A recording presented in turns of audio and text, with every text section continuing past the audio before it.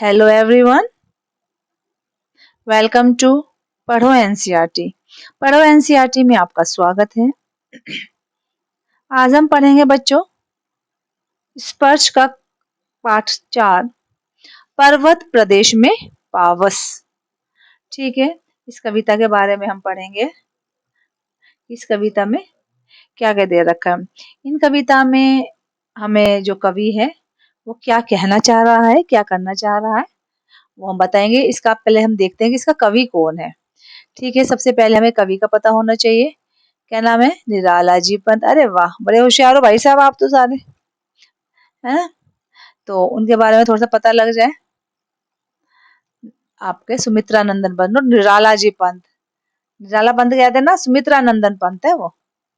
ठीक है, सुमित्रा नंदन पंत के बारे में जी कुछ जानते हैं हम, कुछ समझते हैं। जो सुमित्रा नंदन पंत है, 20 मई 1900 को उत्तराखंड के कसौनी अल्मोड़ा में जन्मे सुमित्रा नंदन पंत ने बचपन से ही कविता लिखना शुरू कर दिया था। 7 साल की उम्र में स्कूल में काव्य पाठ के लिए उन्हें पुरस्कृत मिला। यानी बचपन से ही वे कविताएं लिखते थे, कविता लिखने का उन्हें शौक था। ठीक है, 1915 में स्थायी रूप से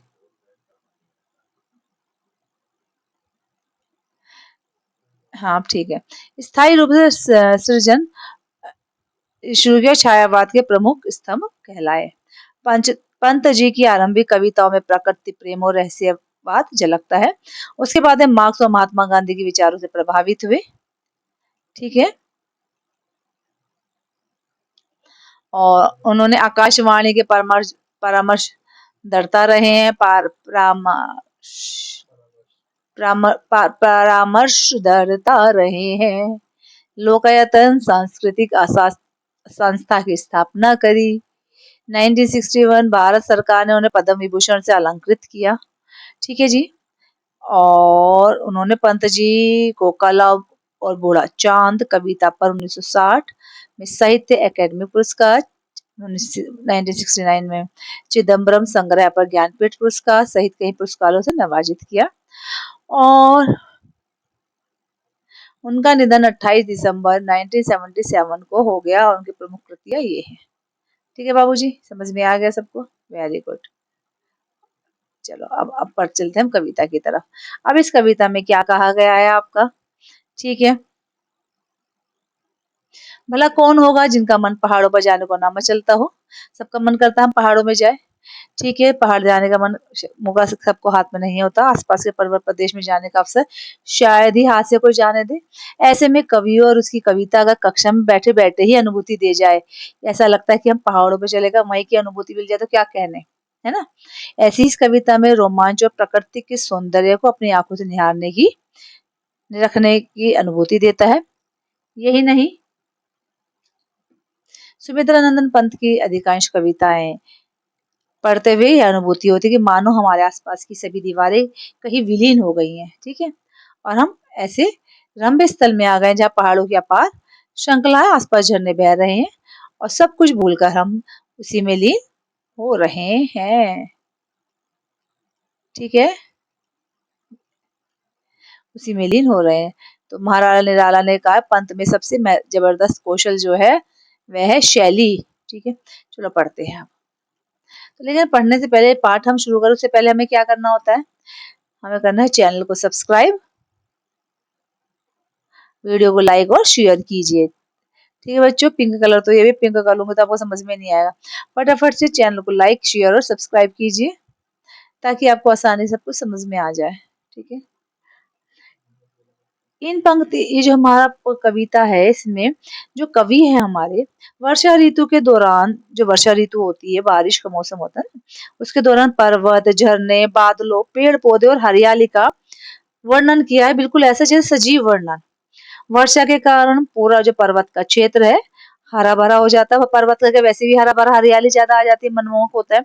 बादल पर्वतों को ढक लेते हैं, इस झरने मधुर स्वर में बहते हैं और प्रकृति का प्रत्येक दृश्य आनंद एवं शांति का अनुभव कराता है। कवि ने प्रकृति को मानवीय गुण देकर उसका सौंदर्य और भी प्रभावशाली बना दिया है। इस प्रकार कविता प्रकृति प्रेम और वर्षा की रमणीयता को व्यक्त करती है। ठीक है, तो हम शुरू करते हैं इसका कविता। ठीक है बच्चों, चलो जी शुरू करती हूँ मैं कविता। थोड़ा डॉट ना पतला कर दूं, कहीं आपको कुछ लिखना पड़ जाए तो लिख दूंगी। देखो पैर तो सही लग रहा है। हाँ ठीक है। पावस ऋतु थी पर्वत प्रदेश, पल पर परिवर्तित प्रकृति वेश। सेम सही आ रहा है कलर। चलो, पावस ऋतु किसे कहते हैं? पावस ऋतु कहते हैं वर्षा ऋतु को। किसे कहते हैं? पावस ऋतु ऋतु किसे कहते हैं बच्चों? वर्षा। वर्षा का संग ऋतु यहाँ से आ जाएगी। ठीक है, वर्षा ऋतु को परिवर्तित माने होता है बदलना। थोड़ा ना मोटा है, बदलना। ठीक है, प्रकृति वेश प्रकृति का रूप। ठीक है, इसमें सुमित्रा नंदन पंत जी का कविता कहते हैं हमारे सुमित्रा नंदन पंत जी। पर्वतीय क्षेत्रों में वर्षा ऋतु का प्रवेश हो गया है, जिसकी वजह से प्रकृति के रूप में बार बार चेंजेस आ रहे हैं, बदलाव आ रहे हैं। अर्थात कभी बारिश होती है, कभी धूप निकल जाती है बहुत तेज। जब हम गए थे ना पहाड़ों पे, तो कभी तो बहुत तेज धूप आ जाती, तो कभी बिल्कुल एकदम बारिश आ गई, एकदम धूप, बारिश धूप, कभी बहुत तेज बारिश, हल्की बारिश, कहीं जहरा सा पड़ रहा है और बहुत धूप भी निकली है। ठीक है, तो पावस ऋतु का मतलब क्या हो गया? वर्षा ऋतु। ठीक है, परिवर्तित माने बदलाव, और प्रकृति वेश में प्रकृति का रूप। तो कवि कहते हैं पर्वतीय क्षेत्र में वर्षा ऋतु का प्रवेश हो गया है, जिसकी वजह से प्रकृति के रूप में बार बार चेंजेस आ रहे हैं, बदलाव आ रहे हैं। अर्थात कभी बारिश हो रही है तो कभी धूप निकल रही है। ठीक है, शाल। अब यहाँ तक की देखते हैं। कलर सेम हो गया, समझ में नहीं आ रही कहानी आपको, है ना? आ जाएगी। चलो, मेखलाकार पर्वत अपार, अपने सहस दुर्ग सुमन फाड़, अवलोक रहा बार बार, अवलोक रहा है बार बार, नीचे जल में निज महाकार, जिसके चरणों में पाला तार, दर्पण सा फैला है विशाल। अब इसके ना वर्ड वर्ड मीनिंग भी देख लेते हैं। मेखलाकार का मतलब क्या होता है? मेखलाकार का मतलब होता है करघने के आकार के पहाड़ की ढाल। सहस्र, सहस्र माने हो गए हजारों। ठीक है, लिख लो, सहस्र माने हजारों। दुर्ग सुमन, कलर चेंज करूंगी इसका, सेम सही आ रहा है। दुर्ग सुमन, नहीं मजा आया भाई, ब्लैक ले लो। हाँ, दुर्ग सुमन का मतलब हो गया पुष्प रूपी आंखें। अवलोक, अवलोक मतलब हो गया देखना। महाकार, महाकार का मतलब हो गया विशाल आकार, जिसको बहुत बड़ा आकार हो। ताल, हाँ, ताल माने तालाब, और दर्पण माने शीशा आईना। ठीक है, अभी क्या कह रहा है इसमें क्या कहने जा रहे हैं कवि महाराज आपके, कि मेखलाकार पर्वत अपार, यानी पहाड़ों के आकार की तुलना करघनी, मतलब करघनी का मतलब होता है कमर में बांधने वाला आभूषण होता है, उसे करघनी कहते हैं, तगड़ी, है ना? तो कमर में बांधने वाले आभूषण से करी, कवि कहते हैं कि करघनी के आकार वाले पहाड़ अपने हजार पुष्प रूपी आंखें फाड़कर नीचे जल में अपने विशाल आकार को देख रहे हैं। कि हमारा पानी बरसा दिया, ऊपर से देख रहे हैं कि अरे हमारा आकार कितना बड़ा है। ऐसा लग रहा है कि पहाड़ ने जिस तालाब को अपने चरणों में पाला है, अवलोक रहा है बार बार निज जल में निज, नीचे जल में निज महाकार, जिसके चरणों में पड़ा ताल, पाला पाला पला ताल, पला पला, क्या पला? ताल ताल माने तालाब, है ना? ऐसा लग रहा है कि पहाड़ ने जिस तालाब को अपने चरणों में पाला है, वह तालाब पहाड़ के लिए विशाल आईने का काम कर रहा है। ठीक है, समझ में आया इसका, कि, कि एक जो पहाड़ है वो क्या कहना चाह रहा है, कि एक सेकंड,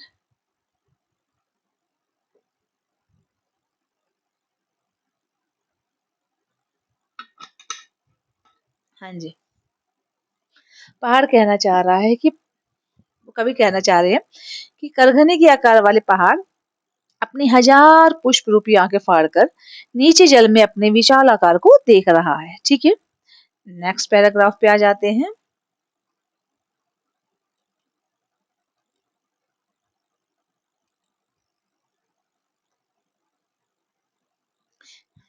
ये हो जाएगा चिंता पार। ठीक है, इतना। अब यहाँ से लेके यहाँ तक करें, मैंने इसलिए ये कर दिया ताकि आपको टेंशन ना हो। Right baby. अब डॉट कर देते हैं छोटी।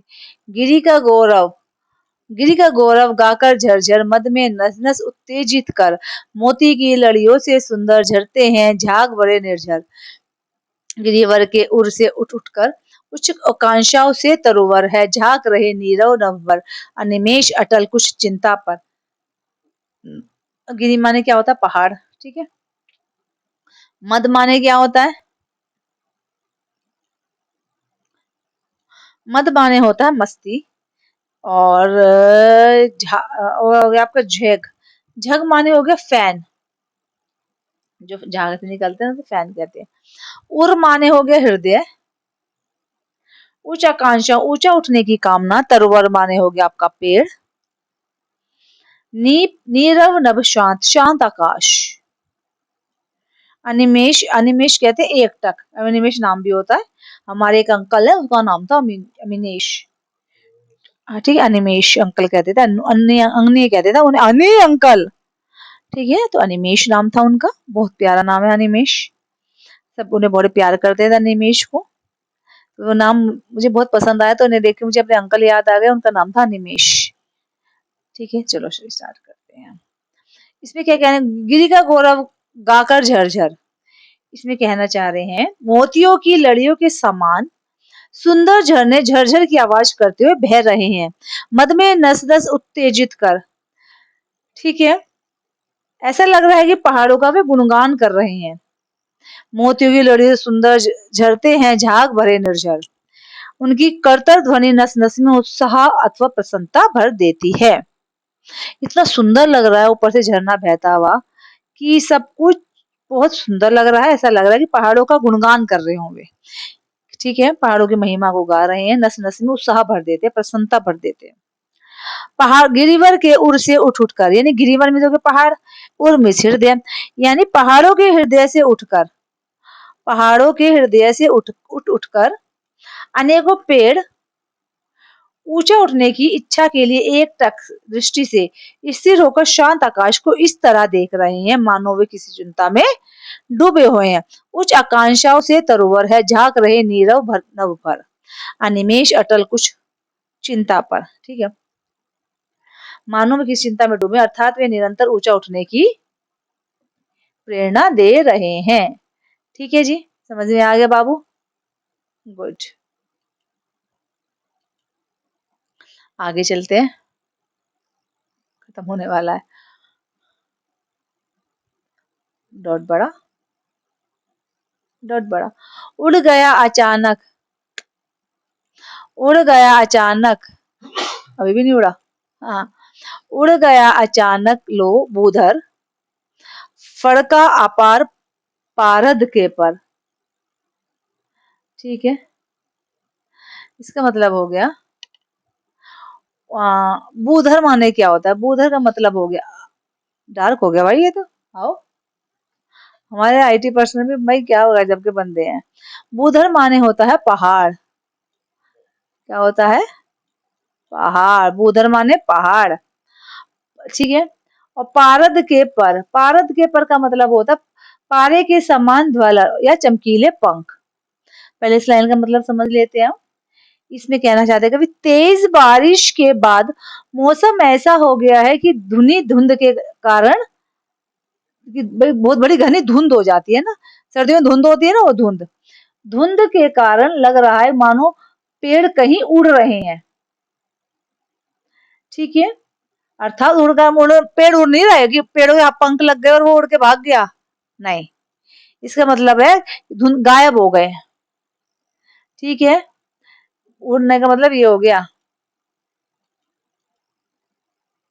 रव शेष रह गए हैं निर्झर, है टूट पड़ा भू पर अंबर, धस गए धरा में सभे शाल, उठ रहा धुआं जल गया ताल, यूं जरा ध्यान में विचर विचर विचर विचर था इंद्र खेलता इंद्रजाल।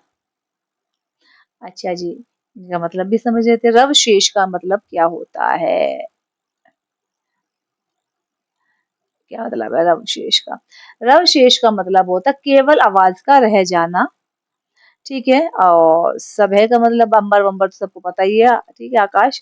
सभय का मतलब होता है भय के साथ। शाल एक वृक्ष का नाम है। शाल का पेड़ होता है जो, पेड़ का ट्री नेम है। जलदयान।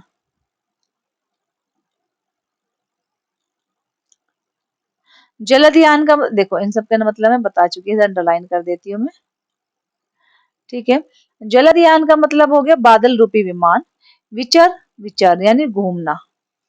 इंद्रजाल, जादूगरी। इसमें कवि क्या कहना चाह रहे हैं? ऐसा लग रहा है कि पूरा आकाश ही धरती पर आ गया हो, केवल झरने की आवाज ही सुनाई दे रही है। प्रकृति का ऐसा भयानक रूप देखकर शाल के पेड़ के डर कर धरती के अंदर धस गए हैं। धस गए धरा में सभे शाल, उठ रहा धुआं जल गया ताल। डर के मारे शाल के पेड़ भी धरती के अंदर धस गए हैं। चारों ओर धुआं होने के कारण लग रहा है कि तालाब में आग लग गई हो। धुंध का धुआं, सारे में धुआं नहीं हो जाता है, ऐसा लग रहा है।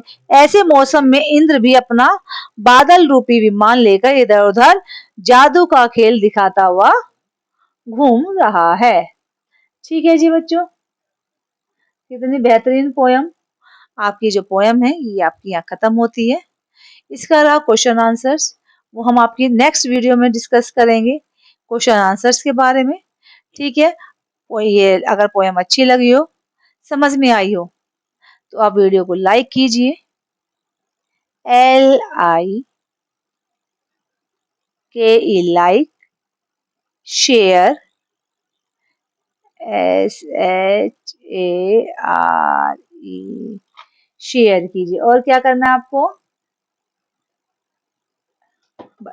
चैनल को सब्सक्राइब भी करना है। ठीक है। चैनल को सब्सक्राइब, SUBS,